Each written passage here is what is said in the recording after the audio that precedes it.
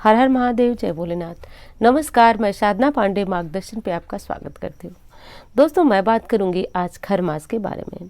खर मास, मल मास, जिस मास को मलिन मास के नाम से भी जाना जाता है। दोस्तों, नाम से ही पता चल रहा है कि इस मास को खर मास कहा जाता है, यानी कि भूल कर भी यदि किसी कार्य को हम इस मास में कर देते हैं, कुछ ऐसे कार्य हैं जिनके बारे में चर्चा मैं इस वीडियो में आपसे करूंगी। तो यदि ये कार्य हम कर देते हैं तो निश्चित रूप से हमारे जीवन में बर्बादी, तबाही की तरह कार्य करते हैं ये काम। तो इस वीडियो में आप ये जरूर जानेंगे कि इस मास में कौन से कार्य आपको भूल कर भी नहीं करना है, कौन से कार्य करना है जिससे आने वाले जीवन में आपको उसका सुपरिणाम प्राप्त हो सके। दोस्तों, वीडियो अच्छी लगे तो एक लाइक जरूर करें। मैं बार बार कहती हूँ कि आपके लाइक सिर्फ एक बटन नहीं बल्कि मेरे लिए बहुत बड़ी प्रेरणा है। और यदि चैनल को सब्सक्राइब करेंगे तो शास्त्रोक्त जानकारियाँ इस चैनल से आपको प्राप्त होंगी। कहीं किसी प्रकार का आडंबर, झूठ इस तरह की नहीं, जो शास्त्रों में लिखी गई है वो मूल जानकारी आप तक पहुँचती है। इसलिए आप चैनल को सब्सक्राइब कर सकते हैं। दोस्तों, इस वर्ष यानी 2021 में 16 दिसंबर से खर मास प्रारंभ हो जा रहा है और 14 जनवरी मकर संक्रांति पर ये खर मास जो है वो समाप्त हो रहा है। दोस्तों, शास्त्रों की ऐसी मान्यता है कि इस समय सूर्य देव की गति धीमी हो जाती है, उनकी रफ्तार धीमी हो जाती है। यदि पिछले साल की वीडियो आपने देखा होगा तो उसमें मैंने भली भांति आपको ये बताया है कि खरमास क्यों पड़ता है, लेकिन थोड़ी सी जानकारी मैं इस वीडियो में भी आपको दे रही हूँ कि खरमास इसलिए पड़ता है कि सूर्य देव के खींचने वाले जो घोड़े होते हैं, 7 घोड़े जिनसे सूर्य देव का रथ खींचा जाता है, वो घोड़े थकान महसूस कर रहे होते हैं। इसलिए उन्हें छोड़कर यानी विश्राम के लिए छोड़कर सूर्य देव की रथ एक माह के लिए गधों के साथ जो है खींचा जा रहा है, इसलिए उनकी गति बेहद धीमी हो जाती है। जैसा कि आपको पता है, सूर्य आत्मा के कारक हैं। सूर्य देव की धीमा होने से यानी उनकी गति धीमी होने से, रफ्तार धीमी होने से मानव जीवन पर बहुत सारे दुष्परिणाम होते हैं। जैसा कि आप जानते हैं कि सूर्यदेव इस समय धनु राशि में है, तो धनु राशि में जो कि गुरु की राशि है, जैसे धनु और मीन राशि ये गुरु की राशि है। तो इन दोनों राशियों में जब सूर्यदेव जाते हैं तो गुरु और सूर्यदेव दोनों का बल जो है वो कमजोर हो जाता है, ध्यान दीजिएगा। इसलिए गुरु के बिना भी कोई शुभ कार्य नहीं हो सकता है और सूर्य आत्मा के कारक है, इसलिए सारे शुभ कार्यों पे रोक होती है क्योंकि गुरु भी क्षीण अवस्था में होते हैं। तो इसलिए आपको कौन से कार्य करने चाहिए, सबसे पहले तो इस बात पे चर्चा करें। सूर्य जैसा कि इस समय कमजोर है, तो सरकारी नौकरी के लिए यदि आप तैयारी कर रहे हैं, पिता के साथ आपकी अनबन है, आप पैतृक संपत्ति को प्राप्त करना चाहते हैं, समाज में मान सम्मान नहीं प्राप्त हो रहा है, सूर्य की वजह से आपका आत्मविश्वास जो है वो बहुत कम आप महसूस कर रहे हैं, तो इसलिए प्रतिदिन इस समय उगते हुए सूर्य को अर्घ देना चाहिए। उगते हुए सूर्य को ओम घृणी सूर्याय नमः बोलते हुए जल जरूर चढ़ाना चाहिए। वैसे तो हर किसी को इस समय सूर्यास्त से पूर्व उठना चाहिए, क्योंकि एक चीज बता दूं आपको कि जब कोई चीज कमजोर होती है तो उसको बल प्रदान करने के लिए, उसको बल देने के लिए हमें कुछ ऐसे कार्य करना चाहिए। तो इस समय सबसे अच्छा जो कार्य है एक मास के लिए वो है सूर्य देव की पूजा आराधना करें। और पूजा आराधना करने के बाद आप आदित्य हृदय स्तोत्र का पाठ कर सकते हैं, सुन सकते हैं। तो ये चीज आप ध्यान रखें कि आप सूर्योदय के बाद तक बिल्कुल न सोएं, क्योंकि इसके दुष्परिणाम आपको इसी जीवन में देखने को मिलेगा। तो इसलिए आप इस समय यदि आप लेट उठते हैं तो कोशिश करें कि सूर्योदय के समय तक तो जरूर जग जाएं। जगने के बाद आप अपने सारे कार्य से निवृत्त होकर 1 लोटा जल सूर्य नारायण को जरूर चढ़ाएं। ओम घृणी सूर्याय नमः, ओम आदित्याय नमः, ओम भास्कराय नमः, जो भी मंत्र आपको आते हैं वो बोलते हुए आप जप करें। आदित्य हृदय स्तोत्र का पाठ यदि सुनते हैं, देखिए शास्त्रों में श्रवण करने का भी महत्व बताया गया है, तो यदि सुनते हैं तो उसका फल भी आपको बहुत अधिक प्राप्त होता है, पढ़ते हैं तो और अच्छी बात है। तो हर किसी को ये काम जरूर करना चाहिए।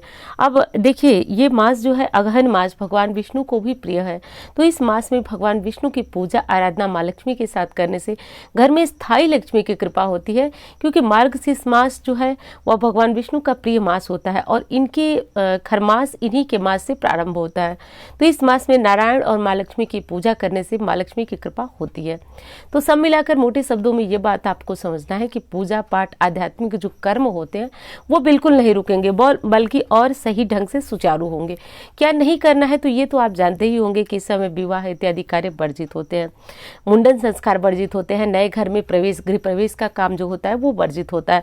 अब मेन जो बात है वो ये बताऊं कि इस समय आप सगाई भी नहीं कर सकते हैं, इस समय मुंडन वगैरह नहीं कर सकते, जनेऊ नहीं कर सकते। लेकिन आपको यदि किसी नए घर में, जैसे कि किराए का कोई घर है, उसमें प्रवेश लेना हो तो भी आज इस महीने में बिल्कुल ना लें, क्योंकि दोस्तों भूलवश अज्ञानतावश लोग किराए का मकान बदलते हैं और कहीं ना कहीं वो मकान भी आपका अपना मकान है, क्योंकि आप उसका रेंट देते हैं, तो वो मकान आपका अपना मकान है। और यदि इस काल में यानी कि खरमास के समय यदि आप वो मकान बदल लेते हैं तो आने वाले समय में आपको बहुत सारी परेशानियों का सामना करना पड़ता है। इसलिए स्थानांतरण, ध्यान दीजिए, स्थानांतरण इस समय भूल कर न करें, क्योंकि वो बर्बादी के सिवा कुछ और नहीं लाता है।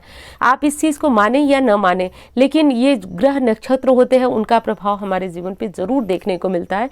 तो किराए का घर ही सही, लेकिन बिल्कुल इस समय उसको चेंज न करें। अगली चीज़ आपको जाननी है दोस्तों कि अगली चीज़ आपको क्या और नहीं करना है। दूसरी चीज़ कि मायके से ससुराल जाना, ससुराल से मायके आना, इस तरह के कार्य नहीं होने चाहिए। ये विशेषकर उनके लिए होता है जो पहली बार दूसरी बार जा रही हैं, उनके लिए ध्यान देने वाली बात होती है कि खरमास के दिनों में उनको मायके नहीं जाना चाहिए और मायके से ससुराल नहीं आना चाहिए।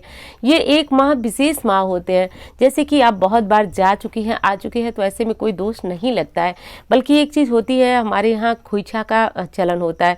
जब आप मायके से ससुराल जाएंगी तब भी आपके आंचल में थोड़े से पैसे, चावल और दुर्वा इत्यादि भरी जाती है, उसको खोइछा बोला जाता है। और आप ससुराल से मायके आएंगी तब भी वो खोइछा लेकर जाएंगी। तो ये काम आप न करें। यदि किसी कारण से आपको खरमास में मायके जाना पड़ रहा है या मायके से ससुराल जाना पड़ रहा है तो आप 1 महीने के लिए इसको जो खोइछा है उसको न लेकर जाए। ये शुभता का प्रतीक है और आप माने कि आप इसी तरह जा रही आ रही हैं और खोइछा लेकर न जाएं। और यदि ज़रूरी हो आपको जाना तो ही जाए, नहीं तो इस 1 महीने को बिल्कुल टाल देना ही उचित होता है, क्योंकि मैंने बताया कि शुभता के प्रति गुरु ग्रह को माना जाता है। बिना उनकी उपस्थिति के कोई भी शादी, ब्याह या शुभ कर्म नहीं होता है। और गुरु इस समय बहुत क्षीण अवस्था में होते हैं, सूर्य की भी वही स्थिति होती है, इसलिए किसी शुभ कार्य को करना इस समय मना किया जाता है।